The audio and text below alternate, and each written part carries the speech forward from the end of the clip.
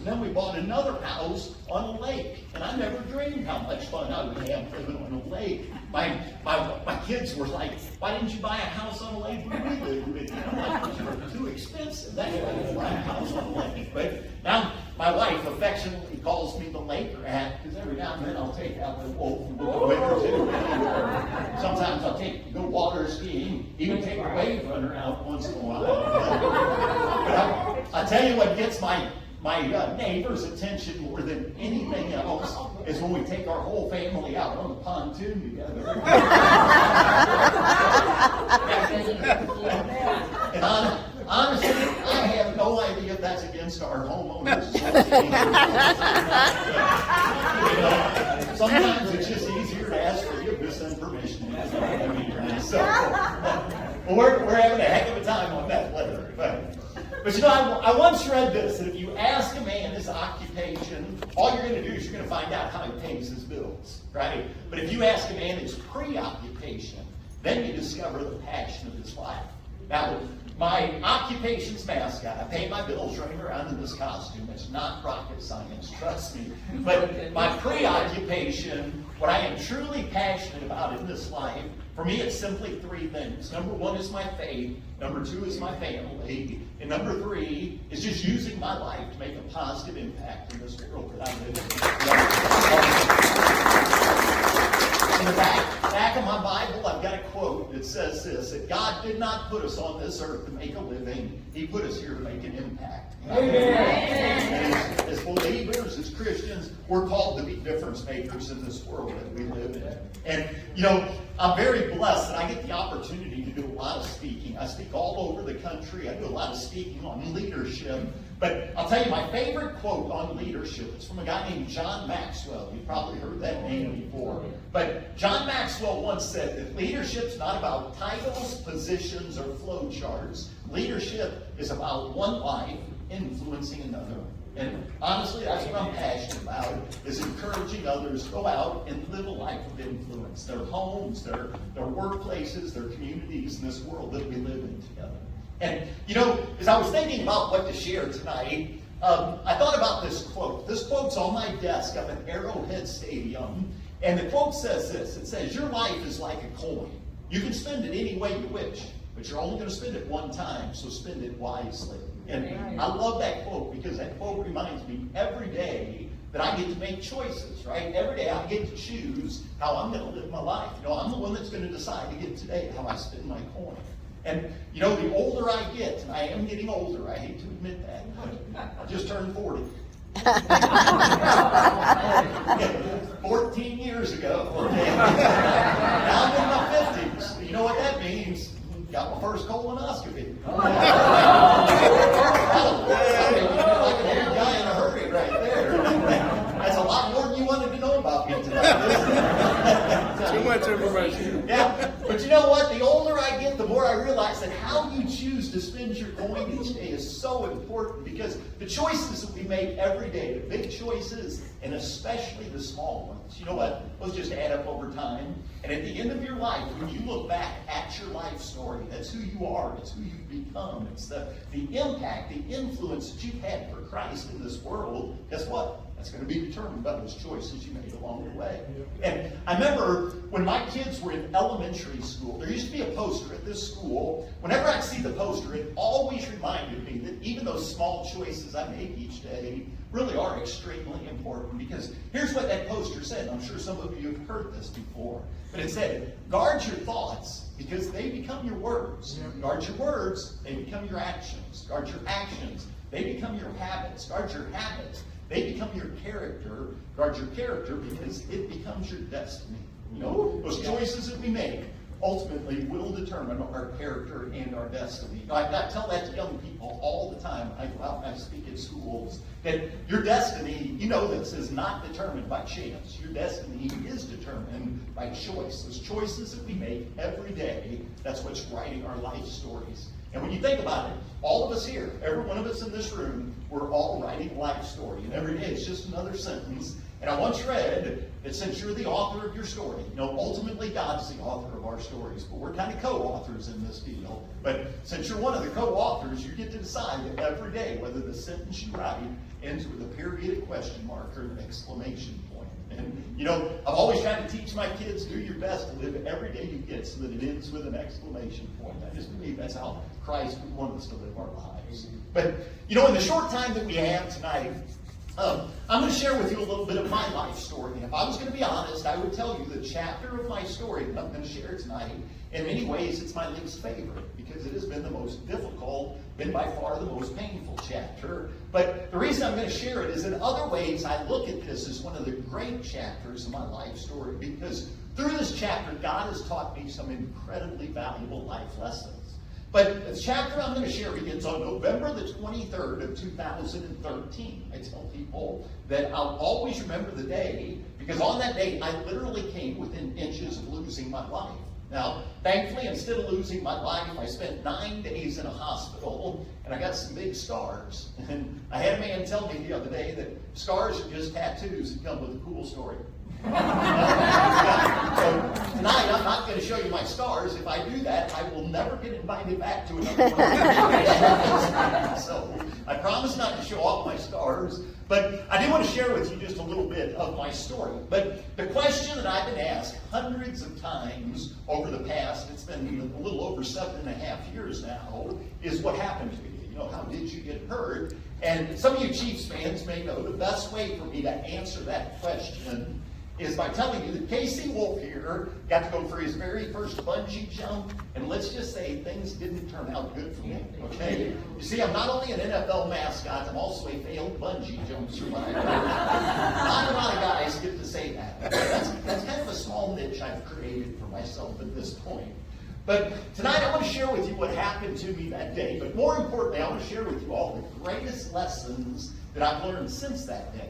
But November the 23rd of 2013 was a Saturday. I woke up bright and early that morning. I drove to a little town up in northern Missouri called Chillicothe. Great little community. I was up there for their holiday parade. So Casey Wolf was in the parade. Santa Claus was in the parade. And a whole bunch of horses were in this parade.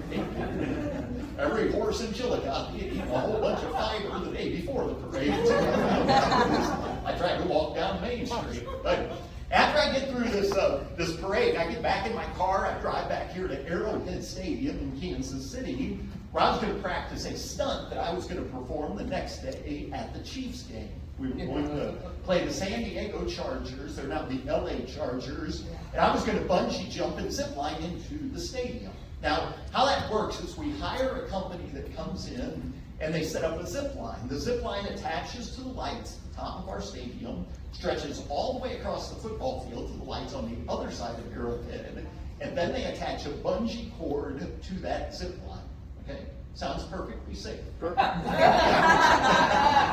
what my wife said too. But, now, I know that's kind of hard to understand, so I'm going to show you a short video. Don't get nervous. This is not me getting hurt. But this will give you a really good idea of what I was doing on the day I did get hurt. Now, best part of the video, at the end, you'll see what it looks like 260 feet above the football field at Arrowhead Stadium.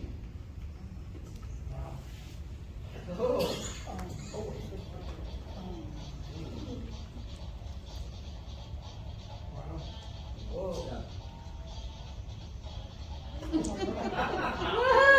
You can see that college degree came in handy.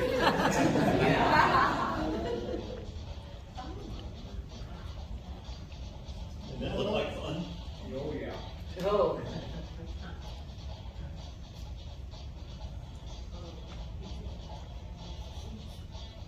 And here's what it looks like from up top. Oh. Oh, no.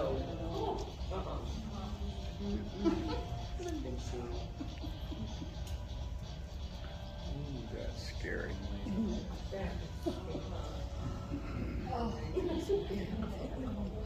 I love watching your faces, by the way. There's always about two guys smiling, thinking about that was not funny. Everybody else, especially the ladies, are all like, that guy's an idiot. But the plan is for me to dress up in my costume. I'm supposed to jump out of the lights at the top of our stadium.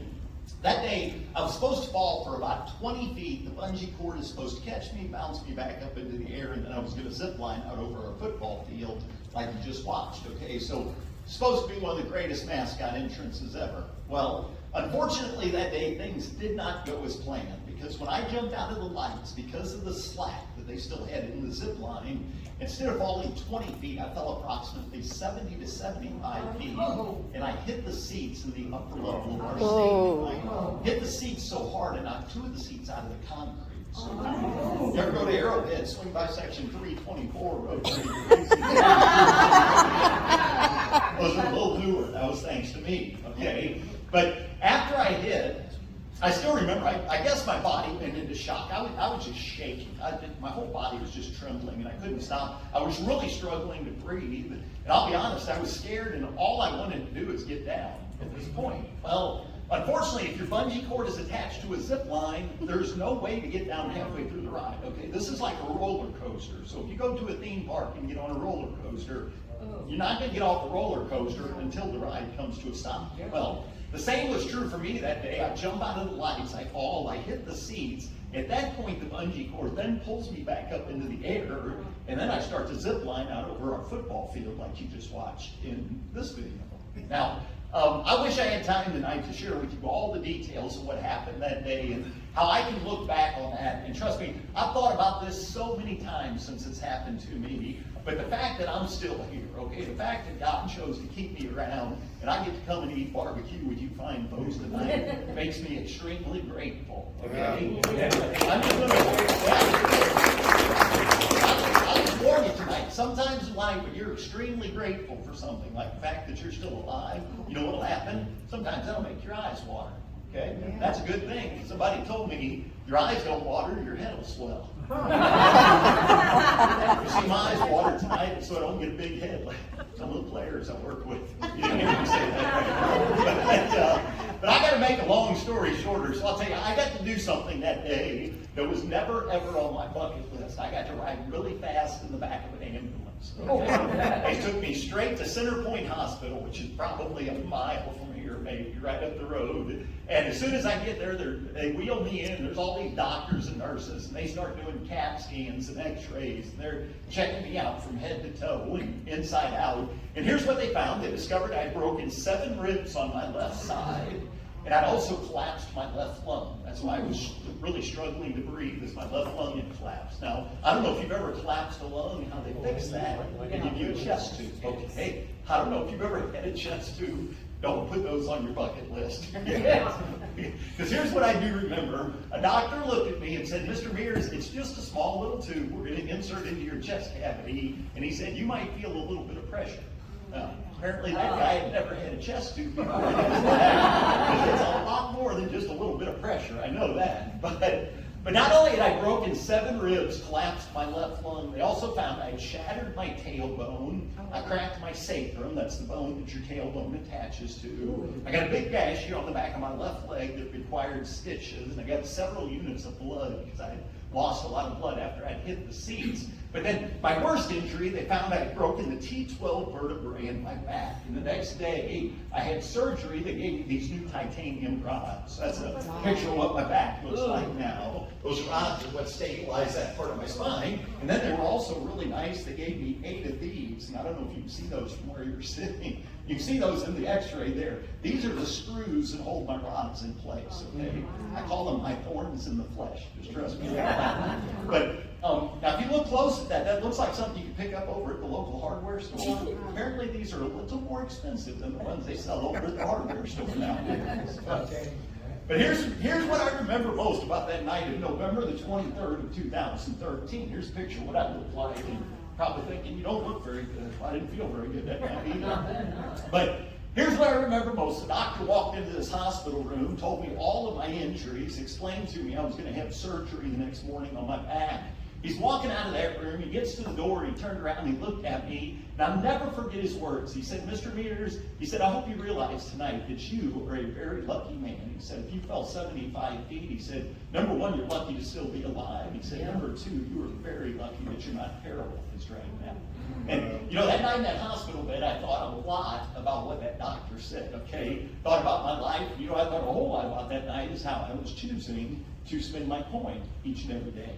And tonight, I just want to share with you what I consider the greatest lessons God's taught me since that night in the hospital bed. I'll tell you, these are lessons that I just committed to living my life by. But let me begin by saying this. You guys, I don't believe I'm lucky to be alive. I do believe I'm blessed. See, I don't believe in luck.